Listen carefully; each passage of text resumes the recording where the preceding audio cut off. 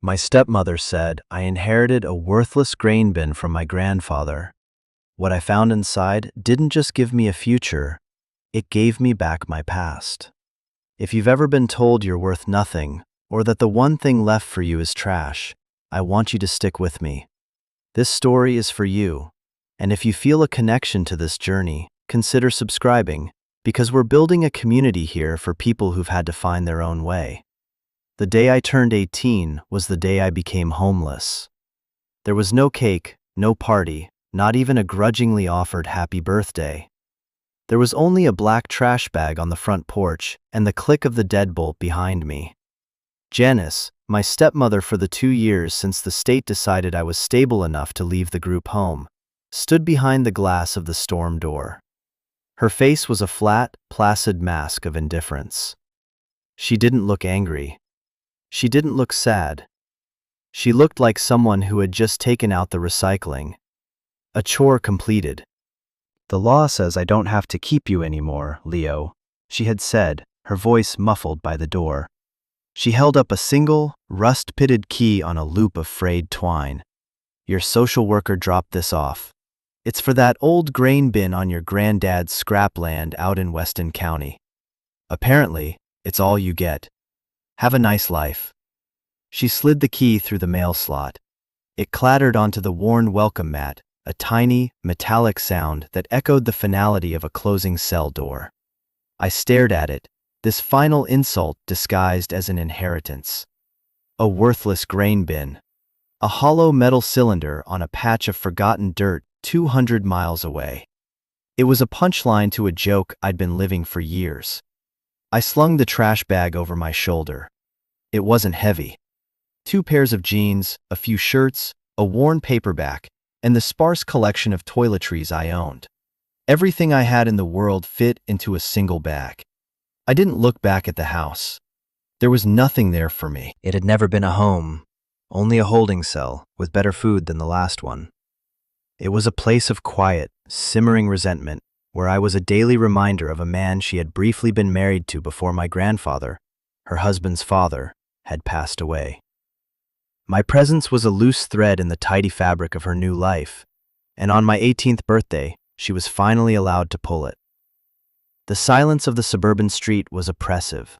Manicured lawns, identical mailboxes, the distant hum of a leaf blower. It was a world I had never belonged to, a set I had just been unceremoniously walked off of.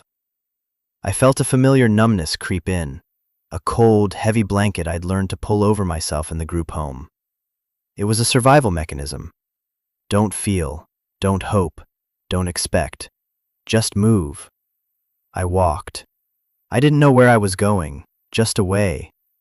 Each step was a tiny rebellion against the paralysis that threatened to take root in the pit of my stomach. The key was a hard, jagged lump in my pocket. A grain bin. My grandfather, Thomas, the man who smelled of sawdust and soil, the man who taught me how to read the stars, had left me a giant, empty can. It felt cruel. It felt like a confirmation of everything I secretly believed about myself, that I was a burden, an afterthought, a problem to be solved and ultimately discarded. He had died 4 years ago, a sudden sickness that stole him away in a matter of months. I was 14. With my parents gone long before that, he was all I had. His death was the event that had sent me spiraling into the system, into a world of beige hallways, curt supervisors, and the constant, low-grade fear of being utterly alone. The 2 years with Janice had been a strange reprieve, a kind of purgatory. I was out of the institution, but I wasn't free. I was just waiting for the clock to run out. And now it had. The world was suddenly vast and terrifyingly open. The key in my pocket was the only thing that gave me any direction at all. A worthless, rusty direction, but a direction nonetheless. I kept walking toward the distant sound of the highway, the trash bag bumping against my leg, a metronome marking the first moments of my new, unwritten life. The sun was bright, the air was cool. It was a beautiful day for an execution. Or a beginning. I couldn't tell which. My grandfather was a man of quiet intention. He never did anything without a reason, even if that reason was buried so deep you'd need an excavator to find it. I tried to hold on to that thought as I sat in the sterile, air-conditioned office of Mr. Henderson, the court-appointed lawyer who handled the scraps of my grandfather's estate. He was a thin man with tired eyes, a frayed collar, and a genuinely sympathetic slump to his shoulders. He looked like he'd seen 1,000 stories like mine and was weary of all of them. "Leo," he said, sliding a thick manila envelope across his cluttered desk. "Happy birthday. I'm sorry the circumstances are what they are." It was the first time anyone had said it all day. The words felt foreign. I just nodded, my eyes fixed on the envelope. "Your grandfather Thomas set up a simple testamentary trust," he explained, his voice gentle but formal. "It was structured to dissolve and transfer its sole asset to you upon your 18th birthday. Janice was your legal guardian, but she was never the trustee. The state was, technically. It's all very straightforward." He made it sound so clean, so orderly. A trust, an asset, legal terms that sanitized the raw, messy reality of my life. I was an asset being transferred. "What's in it?" I asked, my voice barely a whisper. I already knew, but I had to hear it from him. I had to hear the official verdict on my inheritance. "Mr." Henderson sighed, a long, slow exhalation of bureaucratic melancholy. "The asset is a parcel of land, just under 2 acres in Weston County. According to the documents, the only structure on it is a grain silo, or a bin. The property taxes are minimal and have been paid up through the end of the year from the trust's residual funds. After that, it's your responsibility." He paused, looking at me over the top of his glasses. The land itself was assessed as having negligible agricultural value. The surrounding farms have better soil. Well, it's not much, son. I'm sorry. There it was. Not much. Negligible value. A polite way of saying worthless. "He sold everything else," I said, more to myself than to him. I remembered the farm. Not a huge operation, but it had been a living. A house, a barn, fields of corn that seemed to stretch to the horizon. "Yes, mister," Henderson confirmed, shuffling some papers. "Records show he liquidated most of the farm assets about 4 years ago. The house, the main acreage, the equipment. It was all sold to pay for medical bills and to create the fund that supported your placement in the care system. He made sure you were provided for, Leo, as best he could." The words hit me harder than Janice's rejection. He sold his life's work for me, for my care. The group home, the social workers, the food, the bed, it had all been paid for by the ghost of his farm. The knowledge was a crushing weight. He had erased himself so that I could exist in a system that barely tolerated me. And what was left? A metal can on a patch of bad dirt. The final, pathetic remnant. I opened the envelope. Inside was a folded, official-looking property deed with my name on it, Leo Vance, and the key. The same rusty key Janice had slid through the mail slot. Seeing it again, in this formal context, made it seem even more absurd. The key to my kingdom of nothing. "There's a bus station 3 blocks from here," Mr. Henderson said, as if reading my mind. He pushed a folded $100 bill across the desk. "This was the last of the residual cash in the trust. It's yours, for the ticket, and to get you started." I stared at the money. It was more cash than I'd held in my entire life. It felt like a fortune and like an insult all at once. "Thank you," I managed to say, my throat tight. He gave me a small, sad smile. "Your grandfather was a good man. He came in here when he first got sick. He was worried sick about you. Everything he did to make sure you had a place to land, no matter how small. Don't forget that." A place to land. A grain bin. The irony was so thick I could barely breathe.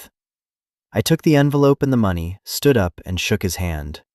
His grip was firm, a small anchor of human decency in a sea of indifference. Walking out of his office building and into the harsh afternoon sun, the city felt alien.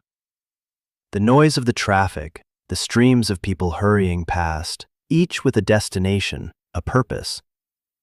I had a destination now, too. Weston County. I had a deed to a piece of dirt and a key to a metal can. It was the most ridiculous, hopeless plan in the world. But it was the only plan I had. My grandfather hadn't done anything without a reason.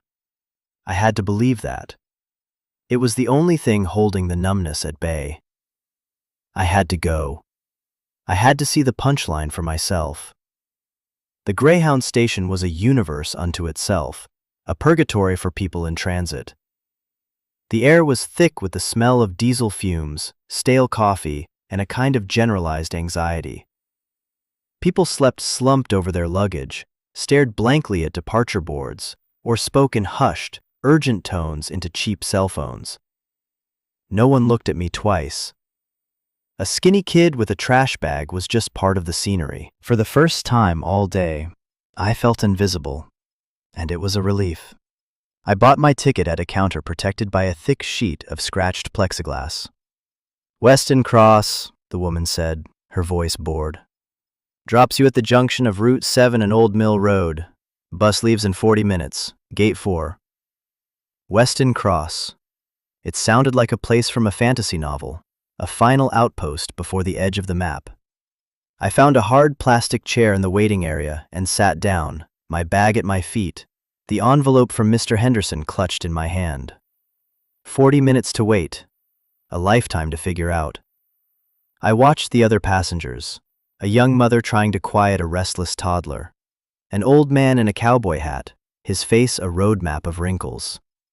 A group of soldiers in fatigues, laughing and joking, their youth a stark contrast to the grim set of their eyes. Everyone was going somewhere, or running from somewhere. I was doing both. The bus ride was 4 hours of rumbling, vibrating limbo. I got a window seat and watched the world transform. The dense, vertical maze of the city gave way to the sprawling, repetitive landscape of the suburbs. Identical housing developments, strip malls, and office parks flowed past like a river of beige conformity. Then, slowly, the spaces between things began to grow. The buildings got smaller, the trees got bigger. The 4-lane highways bled into 2-lane country roads. We passed fields of green and gold, weathered barns leaning against the sky, and houses with wide front porches and laundry lines dancing in the wind. This was my grandfather's world. The world he had sold off, piece by piece. With every mile, the weight in my chest grew heavier. I wasn't just traveling to a piece of property, I was traveling into the heart of my own loss. I could almost hear his voice, a low, gentle rumble, telling me about crop rotation, about how to read the clouds to predict rain, about the way the earth smelled after a storm. He was a part of this landscape, and I felt like a trespasser. What was I expecting to find? Mr. Henderson's words echoed in my head. He did it to make sure you had a place to land. Was this it? Was his idea of a soft landing a life of solitary confinement in a metal tube in the middle of nowhere? The hope I had been carefully nursing began to wither. The numbness threatened to return. Maybe Janice was right. Maybe it was just a joke. A final, cruel piece of cosmic irony. Have you ever put all your hope into one single, fragile thing? A phone call you're waiting for, a letter, a meeting? That feeling of balancing your entire future on a knife's edge, knowing that if it falls the wrong way, everything shatters. That's where I was, rattling along in that bus, the setting sun painting the sky in brilliant, agonizing strokes of orange and purple. My entire world was balanced on the existence of a grain bin. The bus hissed to a stop, its air brakes sighing like a tired giant. "Weston Cross," the driver called out, his voice tinny over the intercom. I was the only one who got up. I grabbed my bag and walked to the front, my legs stiff. The driver grunted as I stepped down onto the gravel shoulder. The bus pulled away with another hiss, its red taillights shrinking into the twilight, leaving me in a profound and sudden silence. I was alone. Utterly. I stood at a crossroads marked by a leaning, sun-bleached sign. Route 7 was a strip of dark asphalt disappearing in two directions. Old Mill Road was a narrower, unlit lane that vanished into a tunnel of overhanging trees. There were no lights, no buildings, no signs of life. Just the whisper of the wind through the tall grass and the chirping of crickets tuning up for the night. The deed said the property was 2 miles down Old Mill Road. 2 miles. It might as well have been 100. The sky was darkening quickly, the last light clinging to the western horizon. I took a deep breath. The air was clean, cool, and smelled of damp earth and distant rain. It was the smell of my grandfather. It was the smell of my childhood. I adjusted the trash bag on my shoulder and started walking. The gravel crunched under my worn sneakers. My own footsteps were the only sound in the world. I was walking toward my inheritance. I was walking toward the punchline. And for the first time, a tiny, defiant spark ignited in my chest. If this was all he left me, I was going to see it. I was going to touch it. I owed him that much. I owed myself that much. The walk was long, and the darkness settled in completely, but I didn't stop. I just kept putting one foot in front of the other, guided by a sliver of moon and a stubborn, irrational flicker of faith. The 2 miles felt like 10. The darkness on Old Mill Road was absolute, a thick, rural blackness that city lights never allow. The sliver of a moon was my only guide, casting long, skeletal shadows from the trees that lined the lane. My trash bag grew heavier with every step, its plastic rustling a constant, annoying companion to the sound of my own breathing. A part of me, the part that had been conditioned by years in the system, screamed that this was a mistake. I should have stayed in the city, found a shelter, a job washing dishes, anything other than this pilgrimage to a monument of failure. But the part of me that was my grandfather's grandson kept walking. I almost missed it, a break in the thicket of trees, a rusted chain-link fence sagging between leaning metal posts. An old, faded, "No trespassing" sign was nailed to a tree, almost swallowed by bark. This had to be it. I pushed through a gap where the fence had collapsed, and the ground under my feet changed from gravel to weeds and packed dirt. And then I saw it. It stood against the faint, star-dusted sky, a massive, cylindrical silhouette. The grain bin. It was bigger than I had imagined, at least 30 feet tall, a silent, brooding giant made of corrugated steel. It wasn't just a bin, it was a cathedral of rust. Moonlight glinted off its curved surface, highlighting patches of decay and long, weeping stains. It looked ancient, abandoned, a relic from a forgotten age. It was the most desolate and majestic thing I had ever seen. I dropped my bag and walked toward it, my sneakers sinking into the soft, untamed earth. The air around it was still and cold. A thick, gnarled padlock, the size of my fist, held a heavy-duty hasp on the main access door. The metal of the door was warped, and the edges were sealed with a thick, ugly bead of what looked like industrial sealant. Someone hadn't just locked this place, they had entombed it. I pulled the key from my pocket. It felt small and inadequate in my hand. The lock was a dark, angry mass of oxidized metal. I jammed the key into the slot. It grated, refusing to turn. For a frantic moment, I thought it was the wrong key, that this whole journey was a cosmic prank. I jiggled it, pushed it, pulled it. Nothing. Panic began to bubble in my throat. I was 2 miles from a road, hours from a town, with $100 and a key that didn't work. The numbness was starting to lose its fight against sheer terror. I took a step back, breathing heavily, and kicked the door in frustration. The boom echoed inside the bin, a deep, hollow gong that sounded impossibly empty. Then I remembered my grandfather. He always said, "Don't force it, Leo. Understand it." I took out my phone, its screen a blinding beacon in the dark, and turned on the flashlight. I shone it on the lock. It was choked with dirt and rust. Using the tip of the key, I began to scrape away the grime, digging out years of neglect from the keyhole. It took 10 minutes of patient, painstaking work. My fingers were cold and clumsy. Finally, I slid the key back in. This time, it went all the way. I held my breath and turned. There was a horrible, grinding screech of metal on metal, a sound that vibrated up my arm, but it turned. A loud, satisfying clunk echoed in the night. The lock was open. The sealant was the next problem. It was hard as rock. I searched the ground and found a heavy, flat-sided rock. Using it as a hammer, I began to chip away at the edges of the door. It was slow, brutal work. Chips of sealant flew off into the darkness. My hands were scraped, my muscles ached. But with every piece I broke away, I felt a surge of grim determination. I wasn't just opening a door, I was breaking into my own life. After what felt like an hour, I had cleared enough of the sealant to get my fingers around the edge of the door. I pulled. It didn't budge. It was warped and wedged tight in its frame. I threw my entire body weight against it, grunting with effort. It groaned, a low, protesting shriek of tortured metal. I pulled again, my feet sliding in the dirt. Slowly, grudgingly, it began to move. With a final, ear-splitting screech, the door swung open into the darkness. The smell hit me first. It wasn't the smell of rot or decay, it was the smell of dust.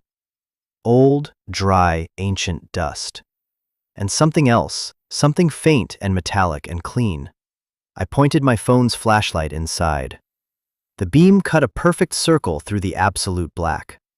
Dust motes, thick as a snowstorm, swirled in the light. The interior was vast and perfectly round. The curved steel walls rose up into a conical darkness high above. The floor was metal, just like the walls.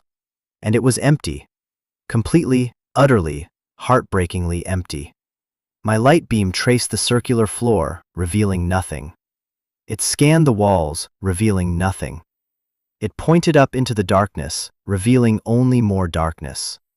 There were no boxes, no tools, no hidden treasures. Just a huge, hollow space filled with dust and disappointment. I stood there in the doorway, the cool night air at my back, the dead, still air of the bin in front of me. The hope that had carried me all this way, the fragile belief in my grandfather's hidden purpose, evaporated. It left a cold, heavy void in its place. Janice was right. Mr. Henderson was right. It was a worthless grain bin, a giant, empty metal can. My inheritance was nothing. I was standing in the middle of my future, and it was a perfect, hollow circle of zero. The strength that had gotten me here drained out of me, and I sank to my knees in the dirt, the flashlight beam wavering, my whole body trembling with the sudden, crushing weight of being well and truly alone. I don't know how long I knelt there in the dirt, the beam of my phone's flashlight cutting a lonely path into the cavernous dark. Minutes, maybe an hour. Time had lost its meaning. The initial wave of despair was so absolute it was almost peaceful. There's a strange calm that comes when you hit rock bottom. There's nowhere left to fall. The worst has happened. My inheritance was a void. But then, the quiet voice of my grandfather, the one I carried in my memory, whispered again. "Don't just look, Leo. See." I got to my feet, my knees aching. I had to charge my phone, but for now, the battery was holding. I stepped inside the bin, my footsteps echoing unnervingly in the vast emptiness. The door swung shut behind me with a deep boom, plunging me into total blackness except for my light. A fresh jolt of panic shot through me, but I fumbled the door open again, wedging the rock I'd used earlier to keep it ajar. Just a crack. Just enough to know there was a world outside. I started a systematic search, a slow, deliberate sweep of the space. I ran my hand along the cool, curved walls, feeling the ridges of the corrugated steel, the heads of the bolts that held it all together. I walked the circumference of the floor, my light aimed at the junction where the wall met the base. Dust, a few dead insects, the faint scrawls of graffiti from decades past. Nothing. It was just an empty bin. A well-sealed, impeccably empty bin. The sheer pointlessness of it started to feel less like a tragedy and more like a puzzle. Why go to the trouble of sealing the door with industrial-grade sealant? Why put a massive, heavy-duty padlock on a container holding nothing? People don't put Fort Knox-level security on an empty room. It didn't make sense. I turned my attention to the floor. It was made of bolted-down metal panels, just like the walls. It was solid under my feet. I walked across it, stamping my feet every few steps, listening to the sound. It was a dull, solid thud. Thud. Thud. Thud. Until, near the center of the bin, the sound changed. It wasn't a loud change, just a subtle one. A slightly higher pitch, a faint, almost imperceptible reverberation. Thud. Thud. Thunk. I stopped. I stamped my foot again on that same spot. Thunk. My heart started to beat a little faster. I knelt down, shining the light directly on the floor panel. It looked identical to all the others, the same color, the same pattern of bolts. But as I ran my fingers over its surface, I felt it. A seam. A hairline crack that didn't follow the factory lines of the paneling. It was a square, about 3 feet by 3 feet, cut directly into the floor. My breath caught in my throat. I used my fingernails, then the edge of the rusty key, trying to get some purchase in the tiny crack. It was no use. It was perfectly flush. I looked at the bolts. They were standard hex bolts, but they were old and tight. I had no tools. For a moment, despair threatened to return. To be so close to something, and to be stopped by a few stubborn pieces of metal. Then my eyes fell on the rock I'd used to jam the door. It was heavy, with a sharp edge. It wasn't the right tool, but it was the only tool I had. I went back to the door, grabbed the rock, and returned to the square panel. I placed the sharp edge of the rock against the head of one of the bolts, and struck the other end with the palm of my hand. Pain shot up my arm, but the bolt didn't move. I did it again, harder, and again. My hand was raw, but I didn't care.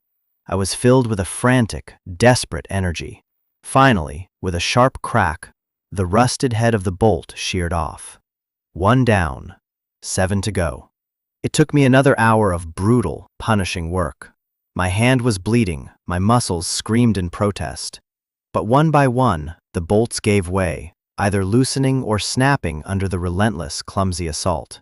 When the last bolt came free, I dropped the rock and wedged my scraped fingers into the seam. I pulled. The panel was heavy, much heavier than a simple sheet of steel. It lifted with a groan, revealing a dark, square cavity beneath the floor. And nestled inside that cavity, fitting perfectly, was a black, welded steel box. I stared at it, my chest heaving. It was about 2 feet long, a foot wide, and a foot deep. It wasn't a store-bought safe. It looked custom-made, heavy, and serious. And on the top, there was a small, built-in lock. My hope, which had been extinguished, flared back to life, hot and fierce. I scrambled to find the key to this new lock. I felt around the edges of the box, in the cavity, thinking he might have left it there. Nothing. I ran my hands along the underside of the heavy floor panel I had just lifted. And there, held in place by a crumbling piece of duct tape, was a small, brass key. My hands were trembling so badly I could barely fit the key into the lock. It slid in smoothly. I turned it. A quiet, well-oiled click. I lifted the lid of the steel box. The air that wafted out was dry and smelled of old paper. The box was full. Not with gold, not with jewels, but with envelopes. Dozens of them. They were standard business-sized envelopes, yellowed with age, stacked neatly and tied in bundles with old-fashioned twine. On top of the first bundle was a single, thicker envelope, with one word written on it in my grandfather's familiar, blocky handwriting. Leo. I lifted it out. It was heavy, thick with pages. This was it. This was the reason. The sealed door, the hidden floor, the custom-made box. It was all to protect this. To protect these letters. I sat down on the dusty floor of the empty grain bin, the steel box open in front of me, my grandfather's letter in my hands. The world outside, Janice, the group home, the fear, it all faded away. There was only the silence, the dust motes dancing in my flashlight beam, and the weight of the story I was about to read. I sat there on the cold metal floor, the heavy envelope a tangible link to a man I had desperately missed for 4 long years. My hands shook as I broke the brittle wax seal he had pressed onto the back, a simple V for Vance. The paper inside was thick, high-quality stock, the kind he used for important letters. It was covered in his handwriting, a strong, slightly slanted script that I knew as well as my own face. The ink was a faded blue. I angled my phone to get the best light and began to read. My dearest Leo, if you are reading this, then I am gone, and you are a man. 18. I can hardly picture it. In my mind, you are still 14, all arms and legs and a quiet sadness in your eyes that I never knew how to fix. I hope life has been kind to you, son. I fear it has not. I need to explain. I know you must have questions. I know you must feel abandoned. I need you to know, from me, that not a day has gone by, not a single one, where you were not the first thing on my mind when I woke, and the last thing I thought of before I slept. Leaving you in the care of the state was the hardest thing I have ever done. It felt like cutting off a part of my own soul. When the doctors told me how bad the sickness was, how little time I had, my only thought was of you. You were 14. The world is a hard place for a boy without a family. I had the farm, but it was failing. The debts were piling up. I knew I couldn't leave you with a mountain of debt and a failing piece of land. And I couldn't fight the illness and raise a teenage boy at the same time. I wasn't strong enough. That is a failing I will take to my grave. So I made a choice. I sold the house, the barn, the good land, the equipment. I sold my life, Leo. And I used that money to set up a fund. It wasn't a lot, but it was enough to ensure the state would have the resources to care for you, to see you were housed and fed until you were of age. It was a cold comfort, but it was the only one I had. I traded my presence in your life for the guarantee of your survival. I pray you can forgive me for it. I had to stop reading. A raw, ragged sob tore its way out of my chest. The sound was alien in the silence of the bin.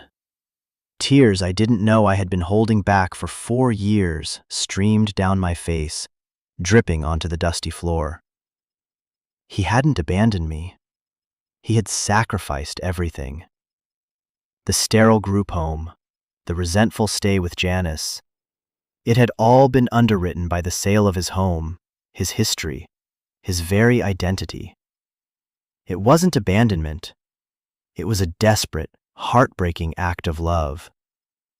I cried for the scared 14-year-old boy who thought his whole world had ended. I cried for the lonely man dying in a house that was no longer his, selling off his memories to provide a future for a grandson he would never see grow up. I wiped my eyes with the back of my bloody hand and continued reading. Which brings me to this place, this bin. I know what you must have thought when you were told this was all you had left, a piece of junk on a worthless lot. I imagine you standing here now, in this empty space, feeling the sting of that final insult. But this place, Leo, this bin and the 2 acres it sits on, is the most important part of our story. It is the one thing I did not sell, the one thing I couldn't sell. Everything else was just wood and dirt and steel, replaceable. But this land is a promise, and this bin is its vault. I need you to be strong now, and I need you to be smart. What I have left you is not a gift. It is a burden. It is a choice. You can walk away from it, and no one would blame you. Take the other envelopes in this box to a pawn shop, sell what's inside, and you'll have enough money to start a new life somewhere else. A clean break. You've earned it.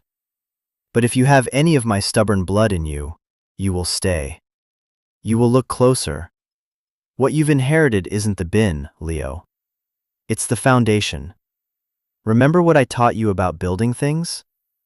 A structure is only as strong as what it stands on. The foundation is more than just concrete. Look deeper. The rest of the story is there. Be careful. Trust no one, not at first. Not until you understand the whole picture. The other letters will guide you. Whatever you choose, know that I loved you. Know that I was proud of you. Be a good man, Leo. Your grandfather, Thomas Vance. I folded the letter, my hands shaking. The grief was still there, a heavy ache in my chest, but now it was mixed with something else. A fierce, burning curiosity, a sense of purpose. This wasn't an ending, it was a beginning. A treasure map left for me by the person who knew me best. The foundation is more than just concrete. The words hung in the air. This bin was a vault. The other envelopes. I glanced at the box. There were at least 10 bundles of them. What was in them? And what did he mean by the foundation? This is the point in the story where everything could have changed. I could have taken his offer. I could have taken the box and disappeared. And maybe your story has a moment like this. A crossroads, where you're offered an easy way out of a hard situation. If you've ever faced a choice like that, let me know in the comments what you did. Because standing there, in that dusty bin, I knew I couldn't take the easy path. I had to see it through. For him.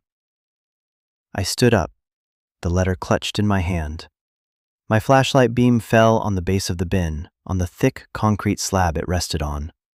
It looked solid, impenetrable. But my grandfather never dealt in the obvious.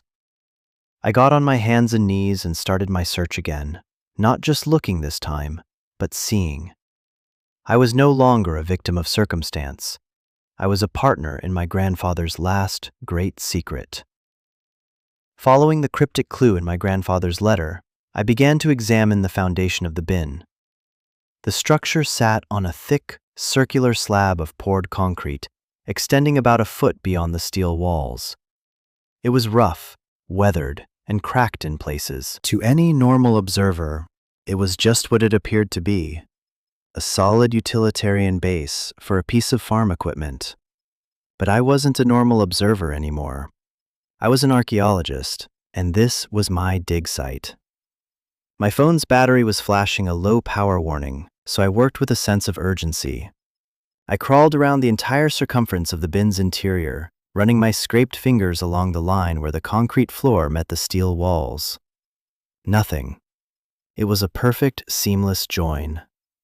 Then I went outside into the cool night air and began to circle the exterior base. The concrete here was rougher, stained by years of rain and dirt. Weeds grew in thick clumps against it. I pulled them away, my hands getting caked in damp soil, searching for anything unusual. A loose section, a hidden seam, a marker. I found nothing but more solid, unforgiving concrete. Frustration began to set in again. Was I misinterpreting the clue? The foundation is more than just concrete. Was it a metaphor? Was he talking about our family? Our roots? I sat back on my heels, exhausted and disheartened. My light was getting dimmer. I leaned against the cold steel of the bin and looked at the concrete slab. It was a perfect circle. My grandfather was a practical man, a farmer and a builder. He valued symmetry and efficiency. But as I scanned the perimeter of the slab, I noticed something that was just slightly off. On the north side of the bin, facing away from the road, there was a small, rectangular section of the concrete that was a slightly different color. It was a patch, maybe 2 feet by 1 foot. The texture was smoother than the surrounding slab, the edges sharper.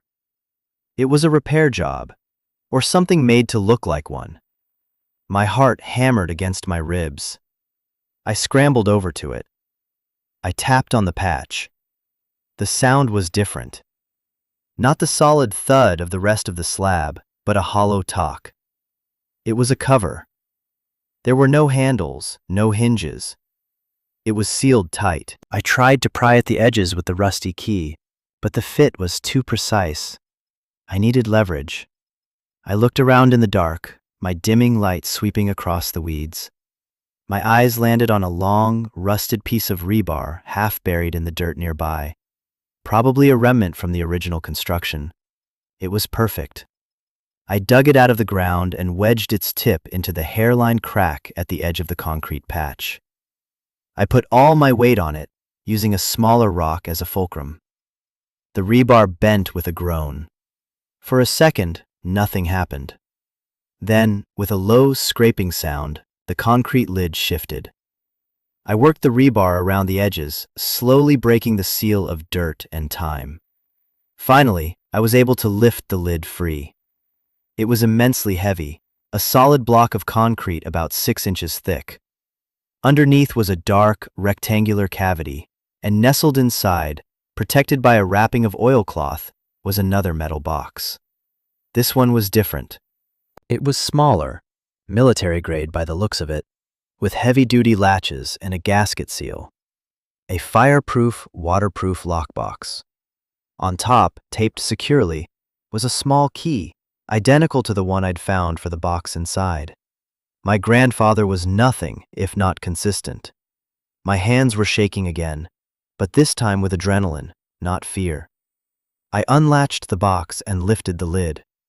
The interior was lined with foam, and inside, there were 3 things. The first was another bundle of letters, tied with the same twine. The second was a thick, leather-bound ledger book. The third made my breath catch in my throat. It was stacks of cash. $100 bills, bound in paper bands from a bank. I quickly counted one stack. $10,000. There were at least 10 stacks. $100,000. It was a staggering amount of money. Life-changing money. It was the clean break he had mentioned in his letter. I could take this, disappear, and never look back. The thought was intoxicating. No more group homes, no more stepmothers, no more sleeping on bus station benches. Freedom. But then I looked at the ledger and the letters. That was the real treasure. That was the rest of the story. I pushed the cash aside, a sentence I never thought I would even think, and picked up the ledger. I opened it. The pages were filled with my grandfather's neat, precise entries. But it wasn't a farm ledger. The columns were dated, starting almost 20 years ago. The entries were a meticulous record of conversations, offers, and threats. The names Northfield Development and Mr. Corbin appeared again and again. I started reading the top letter from the new bundle. Leo, if you found this, you have my stubborn blood for sure. I'm proud of you. Now, things are going to get complicated. That money is your escape hatch.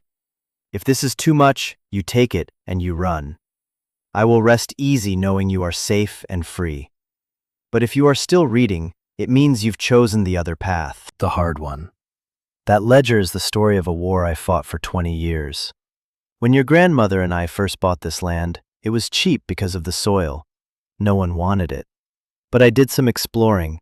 I was a geology nut in my youth. I found something. Not oil, not gold. Something the modern world needs. The survey maps are in here. This worthless patch of dirt sits on top of one of the richest deposits of rare earth minerals in the state. Neodymium, dysprosium. Names that don't matter. What matters is that they are vital for everything from phones to electric cars. I kept it a secret for years, but secrets have a way of getting out. A company, Northfield Development, found out. Their head man, a vulture named Corbin, came to me. He wanted the land. He offered me pennies on the dollar, tried to bully me, to intimidate me. The ledger details every meeting, every threat. He knew I didn't have the resources to fight him or to start my own mining operation. He thought he could just wait me out. When I got sick, he saw his chance. He knew I was desperate. He thought I'd sell him the whole farm for a pittance to pay for my treatment and to secure your future. He was right about the desperation. He was wrong about me. I looked from the letter to the ledger. It was all there. Dates, times, quotes. The old man is weak.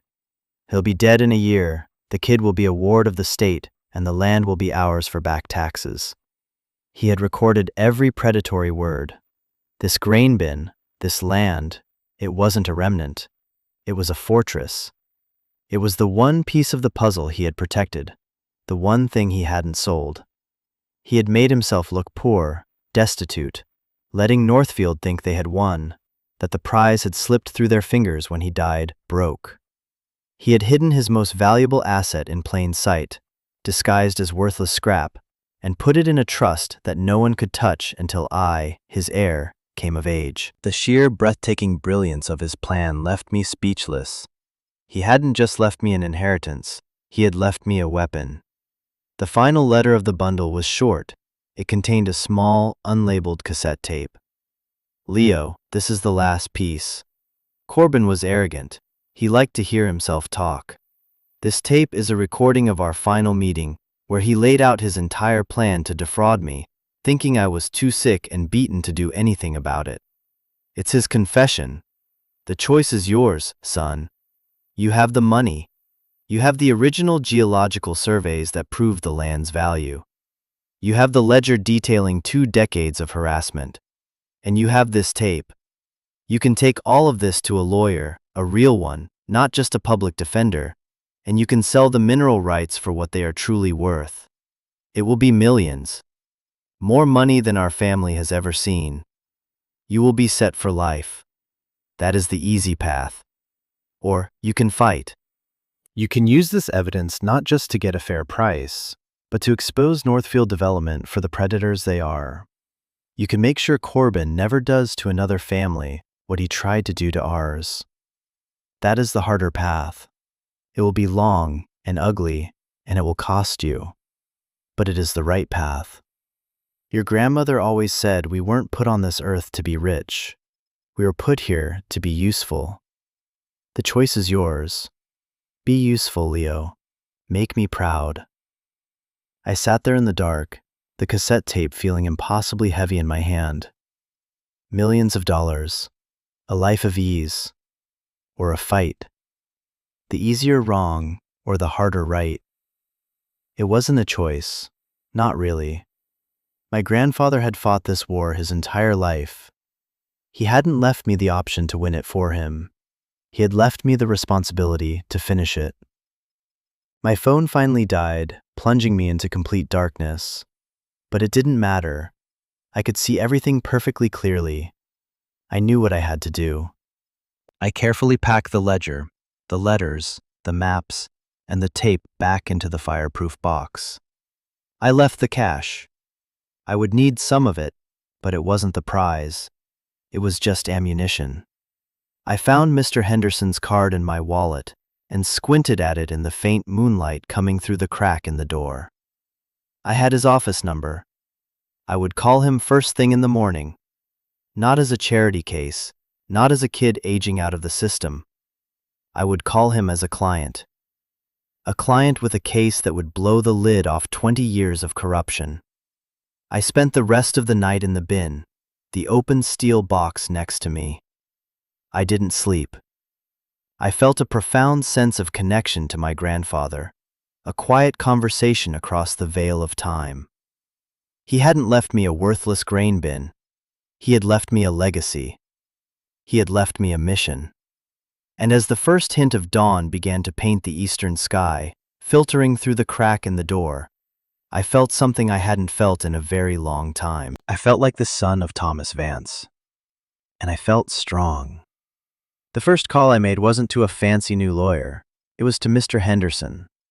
I used a payphone in the tiny, one-street town of Weston after walking the 4 miles back to the main road and catching a ride with a farmer in a pickup truck who looked at my trash bag and my scraped hands with curiosity but didn't ask any questions. "Mr. Henderson's office," a crisp voice answered. "It's Leo Vance. I said, my own voice sounding steadier than I expected. "I need to speak with him. It's about my grandfather's estate." When he came on the line, his tone was the same tired, sympathetic one I remembered. "Leo, is everything all right? Did you make it to the property?" "I'm here," I said, "and everything is not all right.